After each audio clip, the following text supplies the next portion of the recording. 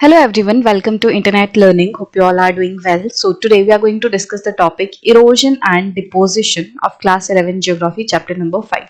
So last video में हमने landslide के बारे में पढ़ा था. उसमें हमने देखा कि कौन कौन से तरीके की लैंडस्लाइड होती हैं, किस तरीके से लैंडस्लाइड आती है. तो ये सारी चीजें हमने देखी. अब हम बात करेंगे इरोजन एंड डिपोजिशन की. तो हमने जब जियोमॉर्फिक ये जो चैप्टर है वो शुरू किया था, तो हमने देखा था कि जियोमॉर्फिक मूवमेंट्स जो हैं या जियोमॉर्फिक प्रोसेसेस जो है वो दो तरीके के हो सकते हैं. एंडोजेनिक प्रोसेसेस जो कि अर्थ के इंटीरियर में होते हैं एंड एक्सोजेनिक प्रोसेसेस जो कि अर्थ के बाहर होते हैं, सरफेस पे होते हैं. जो एक्सोजेनिक जियोमॉर्फिक प्रोसेसेस थे उन्हें हम डिन्यूडेशन भी कहते हैं. और ये जो डिन्यूडेशन है ये तीन तरीके से हो सकती है. पहला है वेदरिंग, जिसको हमने डिटेल में डिस्कस कर लिया. उसके बाद है मास मूवमेंट. इसे भी हमने देखा कि मास मूवमेंट किस तरीके से ग्रेविटी की वजह से जब स्लोप से अर्थ का मटेरियल है वो नीचे आता है तो उसे मास मूवमेंट कहते हैं. और थर्ड पॉइंट है इरोजन का. इसको हम इस वीडियो में डिस्कस करने वाले हैं. Erosion involves acquisition and transportation of rock debris. तो इरोजन में क्या होता है कि जो रॉक डेब्री है, जो अर्थ का मटेरियल है, उसको एक्वायर किया जाता है, उसे उठाया जाता है और दूसरी जगह पे ट्रांसपोर्ट कर दिया जाता है. ठीक है. So when massive rocks break into smaller fragments through weathering and any other processes, erosional geomorphic agents like running water, groundwater, glaciers, wind and waves remove and transport it to other places depending upon the dynamics of each of these agents. तो जब बहुत बड़ी बड़ी rocks जो हैं वो काफी छोटे टुकड़ों में बट जाती हैं, टूट जाती हैं, तो उसके बाद क्या होता है. पहली बात तो ये जो रॉक्स टूटती हैं वो किस प्रोसेस से होती हैं. वो वेदरिंग के प्रोसेस से टूट सकती हैं या दूसरे प्रोसेस से भी हो सकती हैं. दूसरे प्रोसेस से कैसे ये रॉक टूटेंगी ये अभी हम डिस्कस करेंगे. बट वेदरिंग, अब जब हमने सिग्निफिकेंस ऑफ वेदरिंग वाला टॉपिक डिस्कस किया था तो उसमें हमने देखा था कि इरोजन एंड मास मूवमेंट को बढ़ावा देता है वेदरिंग. तो उस टाइम हमने एक तरीके से ये बात की थी कि वेदरिंग एंड मास मूवमेंट अगर अगर वेदरिंग होगी तो मास मूवमेंट एंड इरोजन तभी हो पाएंगे. हमने एक्सेप्शन की बात उस टाइम नहीं की थी. अब एक्सेप्शन का मतलब क्या है कि अगर वेदरिंग ना भी हो तो भी इरोजन हो सकता है. मास मूवमेंट में हम चीज डिस्कस कर चुके हैं कि अगर वेदरिंग ना हो तो भी मास मूवमेंट हो सकता है. तो सेम चीज इरोजन में भी होगी कि अगर वेदरिंग नहीं होती है तो भी इरोजन हो पाता है. बट अगर वेदरिंग है तो इरोजन ज्यादा होगा. अब यहाँ पे क्या बोला है कि जो स्मॉल फ्रेगमेंट्स होंगे, मतलब रॉक्स जो हैं वो छोटे छोटे टुकड़ों में टूटेंगी. वो वेदरिंग की वजह से टूट सकती हैं, वो दूसरे प्रोसेसेस की वजह से टूट सकती हैं. अब जब ये टूट जाएंगी, जब ये छोटे छोटे टुकड़े हो जाएंगे तो उसके बाद क्या होगा. Erosional geomorphic agents. Erosional geomorphic agents मतलब ऐसे एजेंट्स जो कि इरोजन की एक्टिविटी को करवा रही हैं. अब कौन कौन से एजेंट्स हैं, जैसे running water, ground water, glacier, wind, waves. तो ये सारी चीजें जो हैं ये इरोजनल जियोमॉर्फिक एजेंट्स हैं. ये क्या करते हैं, जैसे रनिंग वाटर है, एक जगह से टुकड़ों को, जो रॉक के फ्रेगमेंट्स हैं उनको उठाएगा और दूसरी जगह ट्रांसपोर्ट कर देगा. पानी अपने साथ बहा के इन चीजों को ले जाएगा और जहां पे पानी का बहाव थोड़ा कम होगा वहां पे वो इनको जमा कर देगा. सेम थिंग जो है वो ground water, glacier, wind, waves, इन सारी चीजों के साथ होगी. ये सारे क्या हैं, ये इरोजन को एक तरीके से करवा रहे हैं. इनकी वजह से ही इरोजन हो रहा है. ये रॉक डेब्री को एक जगह से उठा रहे हैं और दूसरी जगह से ट्रांसपोर्ट कर रही हैं. तो इन्हें हम कहते हैं इरोजनल जियोमॉर्फिक एजेंट्स. ये क्या कर रहे हैं, remove and transport it to other places. ये रॉक डेब्री को रिमूव कर रहे हैं और दूसरी जगह पे जाके ट्रांसपोर्ट कर दे रहे हैं उनके अपने अपने डायनामिक्स के बेसिस पर. मतलब हर एक एजेंट की कितनी क्षमता है उसके बेसिस पे वो एक जगह से उठा रहे हैं और दूसरी जगह उसे डिपोजिट कर दे रहे हैं. Abrasion by rock debris carried by these geomorphic agents also aids greatly in erosion. Abrasion मतलब होता है कि किसी चीज में घिसाव होना या जैसे चीजें रगड़ती हैं एक दूसरे के अगेंस्ट, तो उसकी वजह से भी और ज्यादा इरोजन होता है. मतलब जैसे पानी जो है, यहाँ पानी या हवा की बात कर लेते हैं. जैसे हवा है, हवा क्या कर रही है, वो अपने साथ बहुत सारे छोटे छोटे जो टुकड़े हैं रॉक के, सॉइल के, इन सारी चीजों को उठा रही है और वो अपने साथ बहा के आगे ले जा रही है. अब मान लो यहाँ पे बीच में पत्थर है कोई. अब जब हवा इस पत्थर से टकराएगी तो हवा के साथ चलने वाले ये जो रॉक फ्रेगमेंट्स हैं वो भी इस पत्थर से टकराएंगे और वो इस पत्थर से टकरा के, मतलब जो छोटे छोटे रॉक फ्रेगमेंट्स हैं, जब वो इस पत्थर से टकराएंगे तो वो इस पत्थर को तोड़ देंगे। धीरे धीरे करके ये पत्थर जो है ये इरोड होने लग जाएगा। मतलब कि इरोजन के प्रोसेस के दौरान जो हवा, पानी, ये सारी चीजें जो रॉक्स को उठा रही हैं अपने साथ, ये पूरा प्रोसेस और ज्यादा इरोजन करवा रहा है। मतलब इरोजन ही और ज्यादा इरोजन करवा रहा है। यहाँ पे हवा अपने साथ मटेरियल को उठा के ले जा रही है और फिर वो इस पत्थर से टकरा रही है, तो ये पत्थर भी टूट रहा है। तो यहाँ पे क्या हो रहा है कि पूरे इरोजन के प्रोसेस से एक और जगह पे इरोजन देखने मिल रहा है। ऐसे ही आप पानी के केस में देख सकते हो कि अगर पानी जो है वो अपने साथ किसी पत्थर को लेके चलेगा तो वो एक तरीके से इरोजन है। पानी क्या कर रहा है, वो पत्थर को एक जगह से उठा रहा है और इस दौरान जो पानी के साथ पत्थर बह रहा है वो दूसरे पत्थरों से टकराएगा, उनको तोड़ेगा, फोड़ेगा और फिर पूरा टूटा हुआ मटेरियल एक साथ आगे बढ़ेगा। तो यहाँ पे क्या हो रहा है, अब्रेजन हो रहा है एक तरीके से चीजों के एक दूसरे के अगेंस्ट घिसने की वजह से। जैसे जो हवा में पार्टिकल्स हैं वो क्या कर रहे हैं, वो पत्थर से जाके टकरा रहे हैं तो वो पत्थर को घिस रहे हैं, तो उसको हम क्या बोलेंगे, अब्रेजन। तो यहाँ अब्रेजन हो रहा है और उसकी वजह से जो रॉक डेब्री कैरी हो रही है, मतलब कि जो हवा, पानी, ये सारी चीजें, ये जो जियोमॉर्फिक एजेंट्स हैं जिन रॉक डेब्री को कैरी करके ले जा रहे हैं, ये रॉक डेब्री और ज्यादा इरोजन करवा रही है। By erosion relief degrades. Erosion की वजह से क्या होता है, रिलीफ डिग्रेड हो जाते हैं, मतलब रिलीफ फीचर्स जो हैं अर्थ के ऊपर वो टूटते फूटते हैं। That is the landscape is worn down. इसका मतलब लैंडस्केप जो है वो वॉर्न डाउन हो जाता है, अगेन टूटता फूटता है। जैसे ये कोई पहाड़ है, अब यहाँ कंटिन्यूअसली हवा चल रही है, इस पे बारिश आ रही है, इस सब की वजह से क्या होगा, कुछ हजार सालों बाद ये पहाड़ की हालत ऐसी हो जाएगी। अब ये पहाड़ ऐसा दिखता है, पहले इसके ऊपर जितनी भी चोटी थी, जो भी पत्थर थे इस तरीके से, अब वो सब हट गए। अब ये सब क्या हो गए, हट गए और नीचे का ये पहाड़ रह गया। तो ऊपर का ये जो हटा, इसको हम क्या बोलेंगे, इरोजन हो गया। ठीक है, वॉर्न डाउन हो गया ये रिलीफ फीचर।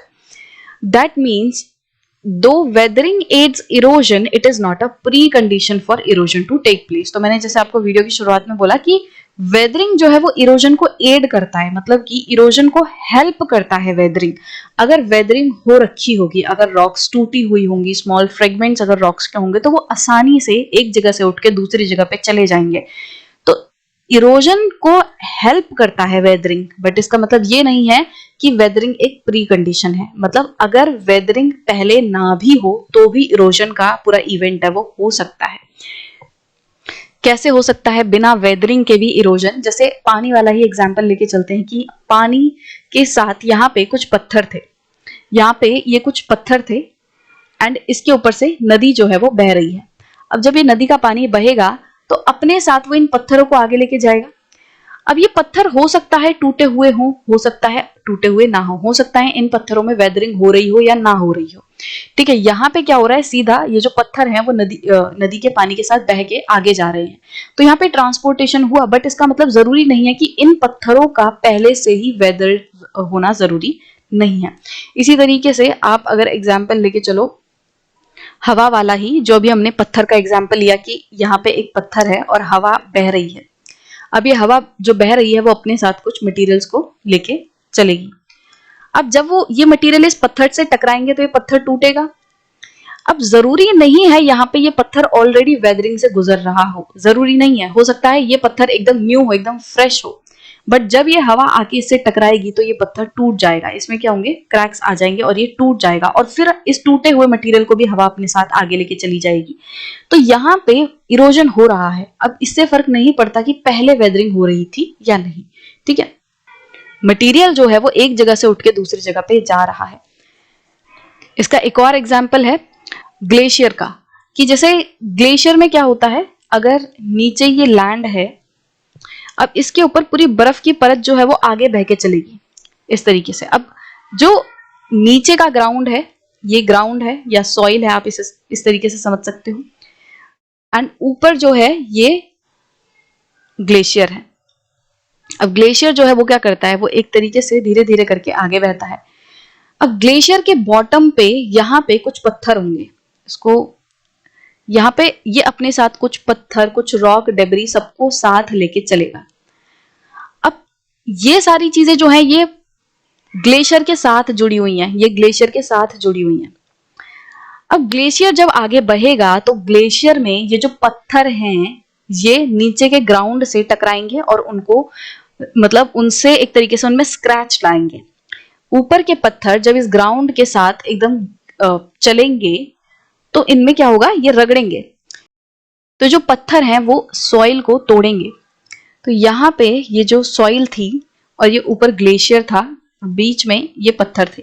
तो अब यहाँ पे क्या होने लगेगा, धीरे धीरे करके इन पत्थरों की वजह से, जो ग्लेशियर के अंदर पत्थर हैं उसके बॉटम पे, धीरे धीरे करके ये जो सॉइल है ये भी उखड़ने लगेगी, ये भी लूज होने लगेगी, इसके ऊपर का मटेरियल जो है वो स्क्रैच हो जाएगा। और फिर अब ये स्क्रैच्ड मटेरियल साथ साथ ग्लेशियर के साथ आगे बहता हुआ जाएगा। तो पहले इस सॉइल का, ये जो ग्राउंड है, इसके कुछ भी वेदरिंग नहीं हो रखी थी। ये ग्लेशियर ऊपर से आया अपने साथ, यहाँ पे जो मटेरियल है इसके अंदर, ग्लेशियर के अंदर जो मटेरियल है, पत्थर वगैरह है, उनके वजह से इसने ग्राउंड को स्क्रैच किया और स्क्रैच्ड मटेरियल को ये आगे लेके चला गया। तो इसका मतलब कि यहाँ पे वेदरिंग पहले से नहीं हो रखी थी, बट उसके बावजूद भी क्या हुआ, इरोजन हुआ। तो आई होप कि अब आपको ये कंफ्यूजन नहीं होगी कि वेदरिंग किस तरीके से एक प्री कंडीशन नहीं है। अगर वेदरिंग है तो अच्छी बात है, बट अगर नहीं भी होगी तो भी इरोजन कुछ कुछ जगह पे आराम से हो सकता है। So weathering, mass wasting and erosion are degradational processes. अब ये तीनों जो denudation process हैं, weathering, mass wasting and erosion, ये तीनों ही degradational processes हैं, मतलब कि ये material को degrade करते हैं, उनकी एक तरीके से उनको तोड़ते हैं। It is erosion that is largely responsible for continuous changes that the earth surface is undergoing. इन तीनों ही processes में से, weathering, mass wasting and erosion में से, इन तीनों में से जो इरोजन है वो सबसे ज्यादा रिस्पॉन्सिबल है अर्थ के सरफेस पे चेंजेस लाने के लिए। मतलब अर्थ के ऊपर जो भी कंटिन्यूअस चेंजेस हो रहे हैं वो सबसे ज्यादा इरोजन की वजह से हो रहे हैं। क्योंकि देखो वेदरिंग में क्या हो रहा है, मटेरियल वहीं के वहीं टूट रहा है। जो वेदरिंग है उसको हमने क्या बोला था, वो इन सीटू प्रोसेस है कि वो अपने प्लेस पे होता है, वहीं के वहीं होता है, उसमें मूवमेंट नहीं होती। मूवमेंट वाला जो प्रोसेस है वो है इरोजन। तो इरोजन क्या करेगा, जो वेदर्ड मटेरियल है उसको उठा के दूसरी जगह ले जाएगा और कहीं जमा कर देगा। इसी तरीके से मान लो कोई अनवेदर्ड मटेरियल भी है तो इरोजन क्या कर रहा है, उसको उठा रहा है और दूसरी जगह जमा कर दे रहा है। तो लगातार चेंजेस कैसे आएंगे कि मान लो यहाँ पे इस तरीके से जमीन है और इसमें मिट्टी है, ठीक है, रेड कलर से बना देते हैं इसको, जो मिट्टी है वो रेड कलर से है, मिट्टी का लेयर है।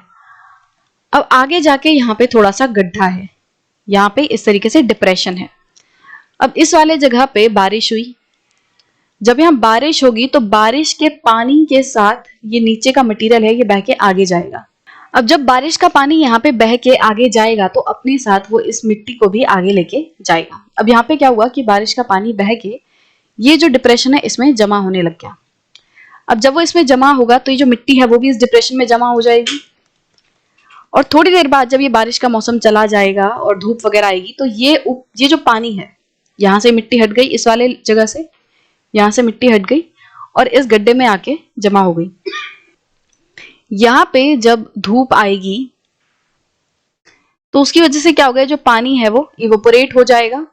यहाँ धूप की वजह से पानी जो है वो इवोपोरेट हो जाएगा और बाद में नीचे क्या बच जाएगा, नीचे सिर्फ ये रेत जो जमा हुई थी वो बच जाएगी। तो अब जो रिलीफ फीचर है वो कैसे दिखेगा, यहाँ पे क्या हुआ, इस सीधे सीधे मटेरियल के ऊपर, मतलब यहाँ सरफेस के ऊपर जो मैंने रेड कलर से मटेरियल बनाया था, सॉइल वगैरह, वो अब रिमूव होके आगे चला गया।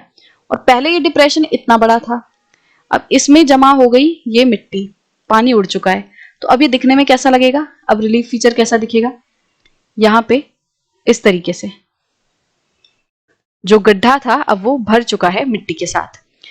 इसका मतलब कि जो इरोजन है वो कंटिन्यूअसली क्या कर रहा है कि जहां पे एक्सेस मटेरियल है या जहां पे उखड़ा हुआ मटेरियल है उसको एक जगह से ले जा रहा है और दूसरी जगह पे जाके जमा कर दे रहा है। इसकी वजह से कंटिन्यूअसली जो अर्थ के ऊपर रिलीफ फीचर्स हैं उसमें चेंज आ रहे हैं। इरोजन की वजह से बड़े पहाड़ जो हैं वो अब बहुत छोटे हो चुके हैं। जैसे आप देखोगे जो अरावलीज हैं वो कभी हिमालय से भी ऊंचे हुआ करते थे। आज से मिलियंस ऑफ ईयर्स पहले जो अरावलीज की हाइट है वो हिमालय से भी ऊंची हुआ करती थी। वहां पे भी इस तरीके से पूरी हाई पीक्स थी और बर्फ वाला इलाका था चोटियों पे। बट इरोजन के कारण क्या हुआ कि आज अरावलीज की हाइट बहुत कम है। हिमालयास को हम क्या कहते हैं, हिमालयास को हम कहते हैं यंग फोल्ड माउंटेन्स, और अरावलीज भी फोल्ड माउंटेन्स हैं, बट वो ओल्ड फोल्ड माउंटेन्स हैं, अब वो पुराने हो चुके हैं। तो देखो इतने ऊंचे ऊंचे पहाड़ को भी इरोजन के प्रोसेस ने तोड़ के क्या किया, इतना छोड़ दिया। ठीक है, तो बेसिकली इरोजन जो है वो सबसे ज्यादा कंट्रीब्यूट करता है रिलीफ फीचर में चेंजेस लाने में। जैसे वेदरिंग है, वेदरिंग हमने बात की वो वहीं की वहीं हो रही है। और मास वेस्टिंग जो है, मास वेस्टिंग में चीजें एक जगह से दूसरी जगह जा तो रही हैं, बट वो बहुत दूर तक नहीं जा रही। ये जैसे एरिया वाइज अगर आप बात करोगे तो इरोजन जो है वो काफी लंबे एरिया तक होता है, काफी दूर वाले इलाके तक होता है। बट वेदरिंग, सॉरी, जो मास वेस्टिंग है वो आपने देखा होगा, सबसे पहले मास वेस्टिंग जो है वो रिस्ट्रिक्टेड है टू स्लोप्स। मास वेस्टिंग जो है वो किस पे होता है, स्लोप वाले इलाके पे होता है, स्लोप से मटेरियल नीचे आता है ग्रेविटी के इन्फ्लुएंस में, तो वो इस वाले इलाके तक ही सीमित रहता है, वो बहुत दूर तक नहीं जाता। और जबकि आप इरोजन की बात करोगे तो कई 100 किलोमीटर भी आगे आपको मतलब इरोजन का असर देखने मिल सकता है। इरोजन जो है वो काफी लंबे एरिया पे अफेक्ट करता है। तो इसीलिए वेदरिंग में भी चेंजेस हो रहे हैं, मास वेस्टिंग में भी चेंजेस हो रहे हैं, एंड इरोजन में भी चेंजेस हो रहे हैं, बट सबसे ज्यादा चेंजेस जो है वो इरोजन की वजह से अर्थ सरफेस पे हो रहे हैं। आई होप कि मैंने जो भी एग्जांपल्स वगैरह दिए उससे आपको क्लियर होगा कि इरोजन से कैसे सबसे ज्यादा चेंजेस हो रहे हैं। As indicated in figure 6.1, denudational processes like erosion and transportation are controlled by kinetic energy. यहाँ देखो, यहाँ फिगर 5.1 है। एक्चुअली इन लोगों ने बुक जो है वो अपडेट अच्छे से नहीं की है। ये चैप्टर पहले 6th चैप्टर था, अब 5th चैप्टर किया है इन्होंने, तो नीचे वो पुराना वाला 6.1 लिखा हुआ है, और हालांकि ये जो फिगर है वो 5.1 है। तो ये हमने पहले भी देखा था कि यहाँ पे अगर आप देखोगे तो इरोजन जो है, इरोजन एंड ट्रांसपोर्टेशन, ये किस वजह से हो रहे हैं, इनके पीछे ड्राइविंग फोर्स क्या है, काइनेटिक एनर्जी है। जैसे मास मूवमेंट के पीछे ग्रेविटेशनल फोर्स थी कि ग्रेविटेशनल फोर्स की वजह से मास मूवमेंट हो रहा है, उसी तरीके से जो इरोजनल प्रोसेसेस हैं, ट्रांसपोर्टेशन है, वो मेनली किस वजह से हो रही है, काइनेटिक एनर्जी की वजह से हो रही है। काइनेटिक एनर्जी मतलब किसी मूविंग ऑब्जेक्ट में जो एनर्जी रहती है उसे काइनेटिक एनर्जी कहते हैं। अब यहाँ पे भी आपने देखा होगा, मैंने क्या बोला कि जियोमॉर्फिक जो एजेंट्स हैं, इरोजनल जियोमॉर्फिक एजेंट्स हैं, वो क्या करते हैं, वो जब खुद एक जगह से दूसरी जगह मूव कर रहे होते हैं।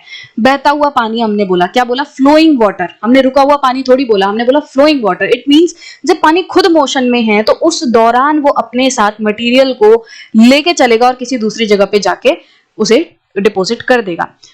तो यहाँ पे जो इरोजनल एक्टिविटी है वो किस वजह से हो रही है, वो मूविंग एजेंट्स की वजह से हो रही है। हवा जो है, जब वो हवा चलेगी, बहेगी, तो चीजें इधर से उधर जाएंगी, पानी बहेगा। ग्लेशियर, मैंने आपको बताया, ग्लेशियर क्या करता है, वो धीरे धीरे करके मूव करता रहता है। बर्फ की नदी हम कहते हैं ग्लेशियर को, तो वो मूव करती रहती है। तो मतलब कि काइनेटिक एनर्जी के कारण यहाँ पे जो इरोजनल एक्टिविटी है वो हो रही है, वो मूविंग ऑब्जेक्ट की वजह से हो रही है। The erosion and transportation of earth material is brought about by wind, running water, glaciers, waves and groundwater.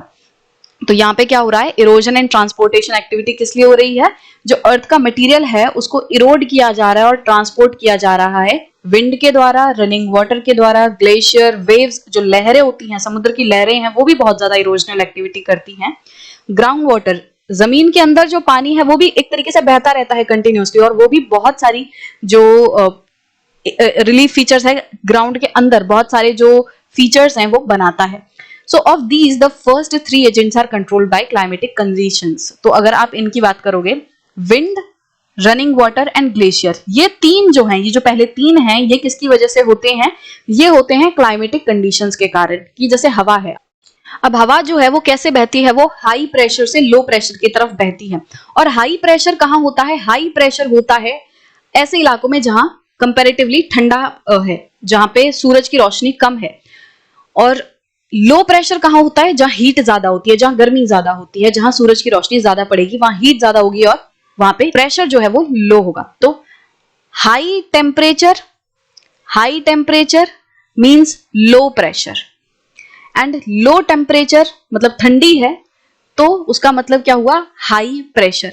तो हवा जो है वो हाई प्रेशर से लो प्रेशर की तरफ जाती है। तो ये प्रेशर किस लिए क्रिएट हो रहे हैं, सूरज की गर्मी की वजह से, वही गर्मी बढ़ा रहा है, घटा रहा है। आप रनिंग वाटर की अगर बात करोगे तो रनिंग वाटर, जैसे बारिश होती है, अभी हमने बारिश का एग्जांपल देखा था कि किस तरीके से बारिश का पानी जो है वो बह के किसी डिप्रेशन को फिल कर देगा, एक जगह से मटेरियल को उठाएगा, दूसरी जगह डिपोजिट कर देगा। अब रनिंग वाटर अगेन, बारिश कैसे हो रही है, बारिश क्लाइमेटिक इवेंट है पूरा। ग्लेशियर भी जहां पे पूरा क्लाइमेट ठंडा होगा, बर्फीला इलाका होगा, वहीं पे ग्लेशियर्स होंगे। तो ये पहले 3 जो है वो क्लाइमेटिक कंडीशंस हैं। बाकी दो जो हैं वेव्स एंड ग्राउंड वाटर, है तो वैसे ये क्लाइमेट का हिस्सा, बट ये डायरेक्टली क्लाइमेट से अफेक्ट नहीं होते। वेव्स एंड ग्राउंड वाटर जो है वो डायरेक्टली इन पे क्लाइमेट का इन्फ्लुएंस नहीं होता। ठीक है, so of these the first three agents are controlled by climatic conditions. They represent three states of matter, gaseous, wind, liquid, running water and solid, glacier respectively. तो पहले तीन जो हैं, जो हम बात कर रहे हैं कि क्लाइमेटिक कंडीशन से अफेक्ट होते हैं, wind, running water and glacier, ये मटेरियल की जो मैटर है उसकी तीनों फॉर्म्स को दर्शाता है। विंड क्या है, एक तरीके से गैसियस फॉर्म, रनिंग वाटर जो है मैटर की लिक्विड फॉर्म को दर्शाता है, और यहाँ पे ग्लेशियर जो है वो सॉलिड फॉर्म। तो ये तीनों ही तरीके के जो मैटर के फॉर्म हैं, इनसे इरोजन एक्टिविटी हो रही है। ठीक है, The work of the other two agents of erosion, waves and ground, is not controlled by climate. तो बाकी दो जो हमने पढ़े, waves and ground water, ये directly climate से control नहीं होते हैं. In case of waves, it is the location along the interface of litho and hydrosphere coastal region that will determine the work of waves. अब waves की बात करें तो waves कहाँ पे असर डालती है? Waves basically उन जगहों पे erosion करती है जो कि हाइड्रोस्फेयर एंड लिथोस्फेयर का इंटरफेस है। जैसे बीच आपने देखे हैं, बीच क्या होता है? बीच वो प्लेस होता है जो कि पानी से या समुद्र से मिल रहा होता है। अगर यहाँ पे इस तरीके से बीच है और यहाँ पे पूरा समुद्र का पानी है, तो ये वाला जो पूरा इलाका है, जो बीच का इलाका है, ये इंटरफेस, इस पे ये समुद्र की लहरें हैं, ये कंटिन्यूअसली अफेक्ट करती हैं। आपने देखा होगा कि जो बीच है उस पे कंटिन्यूअसली समुद्र की लहरें जो हैं वो आके टकराती रहती हैं, और उसकी वजह से कुछ वो डिपोजिशन भी करती हैं और कुछ वो इरोजन भी करती हैं। यहाँ पे पास में जो चट्टानें रहती हैं, बीच के ऊपर जो चट्टानें रहती हैं, उन पे पूरा इरोजन जो है कर देती हैं। आप आगे भी पढ़ोगे जब आप इनके अलग अलग रिलीफ फीचर्स या जो लैंडफॉर्म्स हैं, जो पानी बनाता है, जो समुद्र की वजह से बनती हैं, रिवर की वजह से जो लैंडफॉर्म्स बनते हैं, उनमें हम इन सब चीजों को और डिटेल में पढ़ेंगे कि किस तरीके से समुद्र की लहरों की वजह से अलग अलग लैंडफॉर्म्स बनते हैं। बट यहाँ पे ये बात है कि जो वेव्स हैं वो कोस्टल वाले इलाके पे, जिसे हम लिथोस्फेयर, लिथोस्फेयर मतलब लैंड वाला इलाका, हाइड्रोस्फेयर मतलब पानी वाला स्फेयर, तो ये दोनों का जो इंटरफेस है कोस्टल रीजन पे, यहाँ पे वेव्स जो है वो इरोजन करती हैं।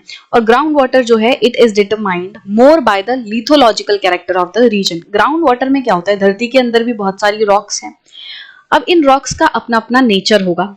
कोई रॉक हार्ड होगी, कोई रॉक सॉफ्ट होगी, कोई रॉक ऐसी होगी उसमें कुछ ऐसा एलिमेंट होगा जो कि पानी में सॉल्यूबल हो, डिसॉल्व हो सकता है। हो सकता है कोई रॉक ऐसे मटेरियल से बनी हो, ऐसे मिनरल से बनी हो जो कि पानी में डिसॉल्व ना करे। तो किस तरीके से अंदर लैंडफॉर्म बनेंगे, किस तरीके से जमीन के अंदर इरोजन होगा, ये डिपेंड करेगा कि लिथोलॉजिकल मतलब कि जो पत्थर हैं वो किस कैरेक्टरिस्टिक के हैं। ये जमीन है, इसके ऊपर पेड़ है। अब इसके अंदर हमें पता है क्या होगा, पत्थर होंगे बहुत सारे। ऊपर आप ये लगा लो सॉइल वगैरह का लेयर है, और सॉइल के फिर कुछ बाद पत्थर शुरू हो जाते हैं। अब इन पत्थरों के बीच में इस तरीके से मान लो, इस तरीके से पूरा पत्थर है, इनके बीच में है पानी, ग्राउंड वाटर। अब ये ग्राउंड वाटर नदी की तरह ही बहता है। जो जमीन है उसके अंदर जो पानी है वो एक तरीके से नदी की तरह इस तरीके से बहता है। अब ये जब पानी बहेगा तो मान लो आसपास की ये जो रॉक्स हैं ये लाइमस्टोन की बनी है, और हमें ये पता है कि लाइमस्टोन जो है वो पानी में इजीली डिसॉल्व कर जाता है। अब यहाँ पे जब ये पानी में डिसॉल्व करेगा तो मतलब कि जो पानी है वो लाइमस्टोन को डिसॉल्व करके आगे बहा के ले जाएगा, और यहाँ पे एक अलग तरीके के फीचर्स बनेंगे। यहाँ पे जो डिसॉल्व होने के बाद जो रॉक्स है वो कुछ इस तरीके की दिखाई देंगी।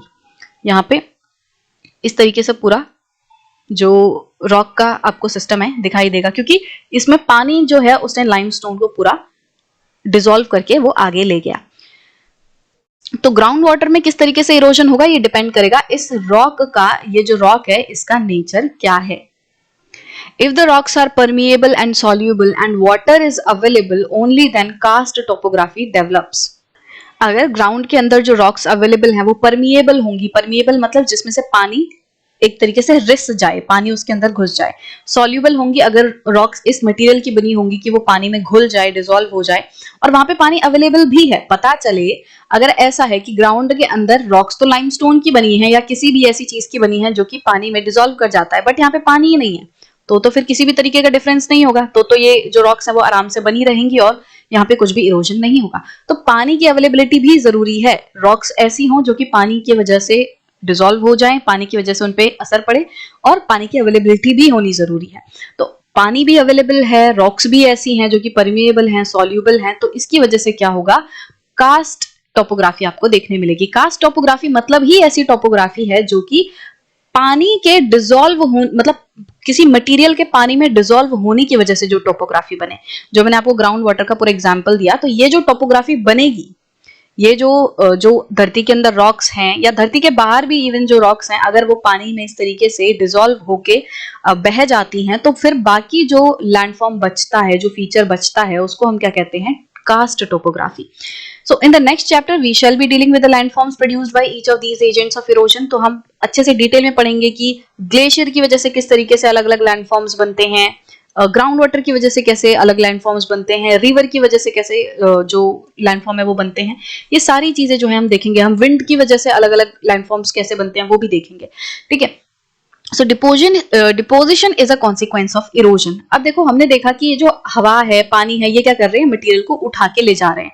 अब ऐसा तो है नहीं कि कंटिन्यूअसली उठाते ही रहेंगे, ये मटेरियल कभी ना कभी तो नीचे आएगा। एक टाइम ऐसा आएगा कि जब ये विंड, पानी या जो भी एजेंट है वो अपनी स्पीड को कम करेगा, अपनी एनर्जी को लूज करेगा और अपने साथ वो जो भी मटेरियल को लेके जा रहा है उसको वो नीचे गिरा देगा। तो इरोजन की वजह से ही डिपोजिशन हो रहा है। यहाँ पे डिपोजिशन जो है वो रिजल्ट है इरोजन का। Erosional agents lose their velocity and hence energy on gentler slopes and materials carried by them start to settle themselves। ये जो erosional agents हैं, कौन कौन से हमने देखे, विंड है, रनिंग वाटर, ग्लेशियर, ये सारी चीजें जो हैं वो क्या करती हैं, वो एक टाइम ऐसा आता है जब वो वेलोसिटी, अपनी स्पीड खो देती हैं। वो उनकी मतलब पहले वो बहुत तेजी से चल रही थी तो मटेरियल को उठा के ले गई, बट जब उनकी स्पीड कम होने लगती है तो वो एनर्जी लूज कर देती हैं। अब उनमें इतनी ताकत नहीं रहती कि वो मटेरियल को होल्ड करके रखें, मटेरियल को अपने साथ बहा के ले जाएं। तो जब उनकी वेलोसिटी कम होती है जेंटलर स्लोप्स पे, मतलब जब बहुत ज्यादा स्लोप वगैरह नहीं रहती, नॉर्मल इस तरीके से प्लेन वाला इलाका आ जाता है, तो वहां पे ये क्या करती हैं, ये चीजों को डिपोजिट करने लग जाती हैं। अब वो मटेरियल को और ज्यादा अपने साथ कैरी करके आगे नहीं ले जा पाती। In other words, deposition is not actually the work of any agent. तो हम ये कह सकते हैं कि जो डिपोजिशन है वो एक तरीके से किसी एजेंट का वर्क नहीं है। हालांकि वो है ऐसा ही कि अगर हवा मटेरियल को उठाएगी ही नहीं तो डिपॉजिट कैसे करेगी। बट कहने का तरीका है कि क्योंकि हवा जो है उसकी स्पीड कम हो गई तो मटेरियल अपने आप नीचे गिर गया, इसमें हवा का वैसे कोई रोल नहीं था, आप ऐसे समझ सकते हो। So the coarser materials get deposited first and finer ones later. तो कोर्सर मटेरियल क्या होते हैं, जो थोड़े मोटे दाने होते हैं या जो थोड़े मोटे मटेरियल होते हैं। फाइनर मटेरियल जो एकदम महीन, एकदम बारीक मटेरियल होता है। तो कोर्सर मटेरियल क्या होगा, जो मोटा मटेरियल होगा वो भारी होगा। तो जब हवा की, पानी की या जितने भी एजेंट्स हैं इनकी स्पीड बहुत तेज होगी तो ये मोटे मटेरियल को भी अपने साथ उठा के आगे ले जाएंगे। बट जब इनकी स्पीड कम होगी तो इनमें इतनी एनर्जी नहीं होगी कि वो मोटे मटेरियल को भी आगे उठा के ले चलें।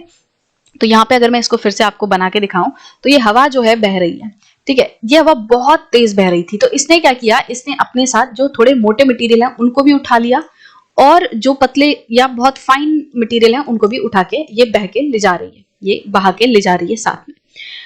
बट आगे क्या होगा, हवा की स्पीड जो है वो स्लो हो गई। जब हवा की स्पीड स्लो हो जाएगी तो ये भारी मटेरियल को उठा के नहीं ले जा पाएगी।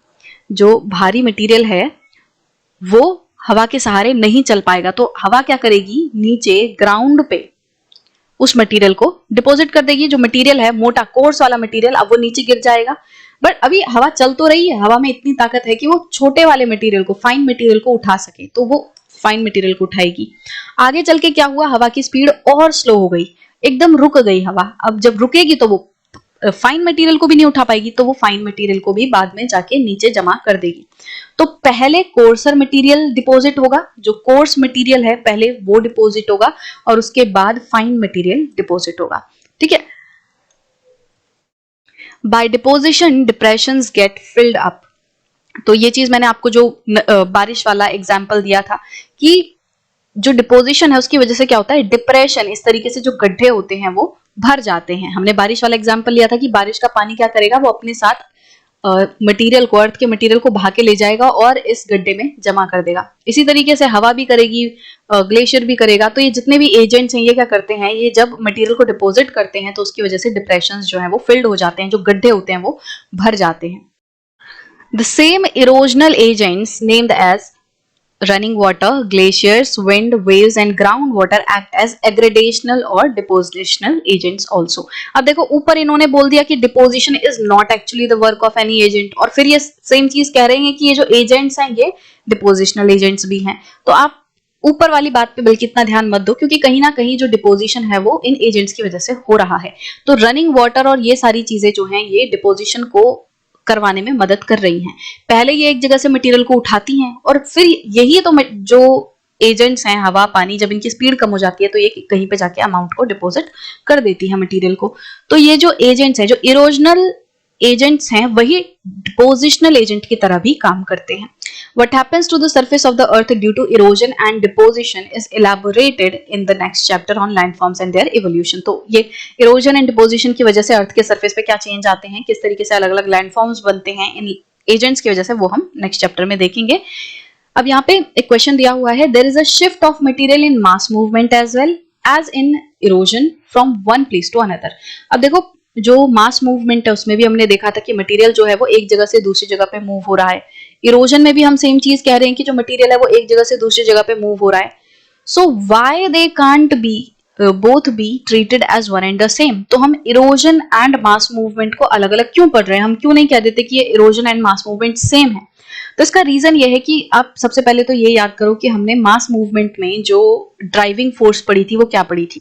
हमने मास मूवमेंट में कहा था कि मास मूवमेंट की ड्राइविंग फोर्स ग्रेविटेशनल फोर्स है और इरोजन की जो ड्राइविंग फोर्स है वो काइनेटिक एनर्जी है। तो सबसे पहला डिफरेंस तो इनकी ड्राइविंग फोर्स में ही आ गया कि जो मटेरियल है जो मास मूवमेंट की वजह से मूव हो रहा है वो ग्रेविटेशनल फोर्स के अंदर या उसकी वजह से मूव हो रहा है, और काइनेटिक एनर्जी जो है वो काम कर रही है इरोजन में। एक और बात जो मैंने आपको बताई कि मास मूवमेंट में जो मटेरियल मूव करता है वो बहुत ज्यादा मात्रा में करता है और वो थोड़ी कम एरिया तक करता है। जैसे ढलान पे जो मटेरियल है वो एक साथ बहुत ज्यादा मटेरियल यहां से आएगा और यहाँ पे आके जमा हो जाएगा। तो पहली बात यह है कि मास मूवमेंट में एक साथ बहुत सारा मटेरियल मूव करता है, इतना ज्यादा मटेरियल इरोजन में एक साथ मूव नहीं करता है।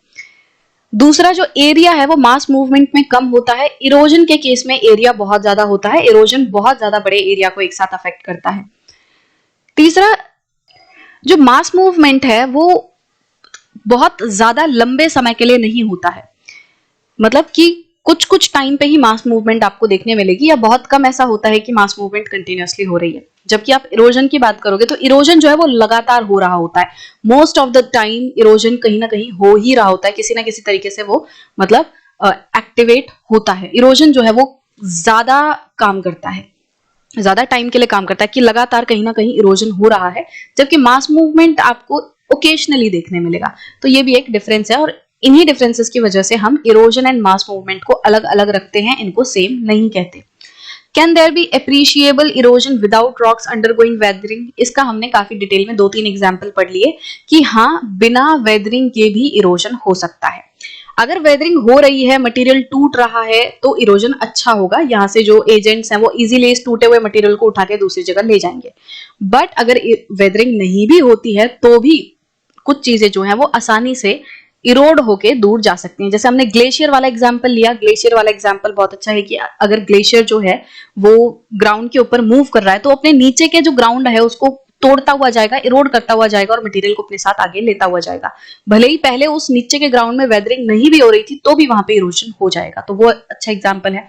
इसके अलावा भी जैसे नदी में जो पत्थर वगैरह हैं वो भले ही भले ही उनमें वेदरिंग ना हो रही हो बट इरोजन होगा, वो मटेरियल जो है, जो पत्थर वगैरह हैं वो सब पानी के साथ बह के आगे जाएंगे और दूसरे मटेरियल को तोड़ेंगे।